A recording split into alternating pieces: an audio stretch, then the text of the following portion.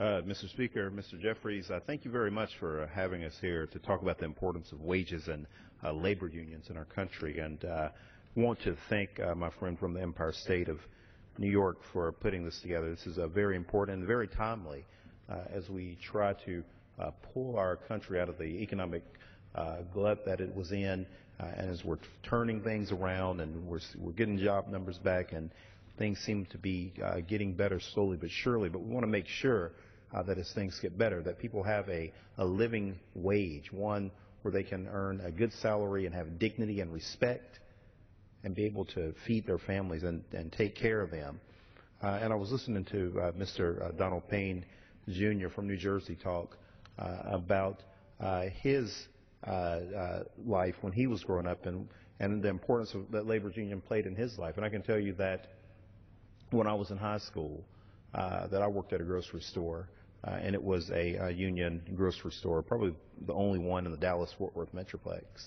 And I remember that we had benefits, we had time and a half, we were paid extra on holidays. We were young people, but we were allowed to make a little extra money. It wasn't, no one certainly got rich off of it, but at least when we were working extra on those days that people would normally have off, when we worked those extra hours during the summer and when school was out, we were compensated for it, and compensated for it fairly, and really proud of that.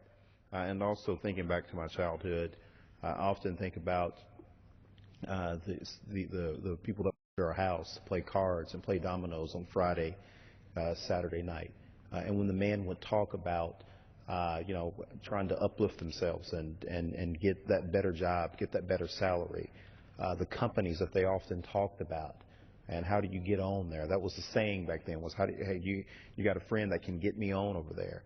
And when people were talking about getting on someplace that had a good salary, it was a place that was that had a union.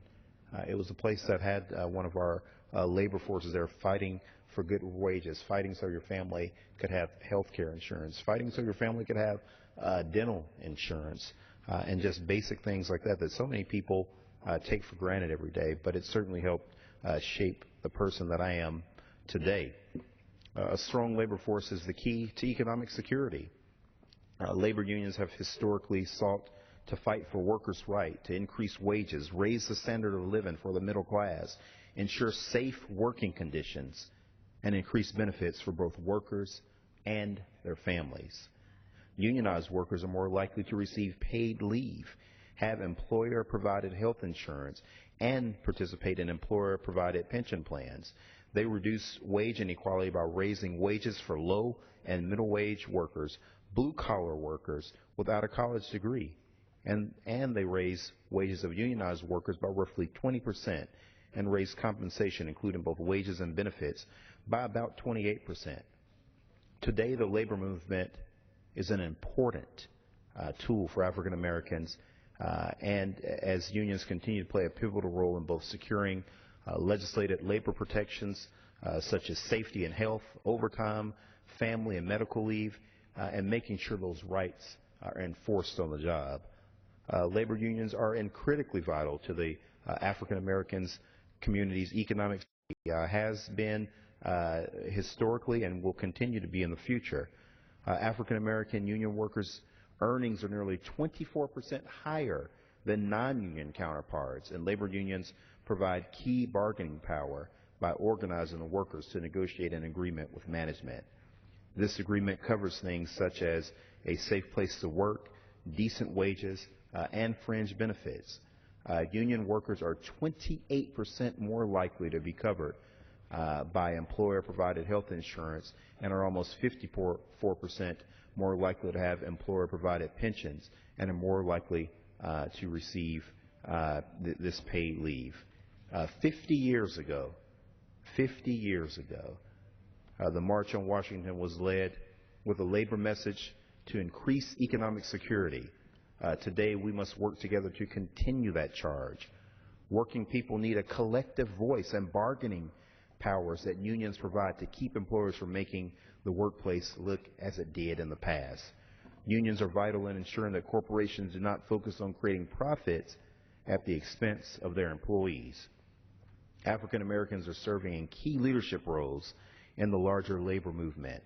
Arlene Hope Baker currently serves as the AFL-CIO's Executive Vice President, and Lee Saunders serves as the President of AFSCME. Today, labor unions are still on the forefront of efforts to ensure that the gains of the past are maintained and that those who fight for dignity and equality continue to march on. I encourage my colleagues in Congress to continue to honor the traditions of the Davis-Bacon wage protections that have helped cement labor agreements and other fair practices that have helped the African American community and all Americans achieve prosperity and economic security. And as we think about what transpired last month with the March on Washington, we commemorated 50 years. We think about all of the great things that Dr. King did in his service to our country while God allowed him to live on this earth. And one of my favorite quotes by Dr. King, and I'll close out with this, as I've said many times and believe with all my heart, the coalition that can have the greatest impact in the struggle for human dignity here in America is that of the Negro and the forces of labor, because their forces are so closely intertwined. Mr. Speaker, Mr. Jeffries, thank you very much for this time. Let's continue to march on.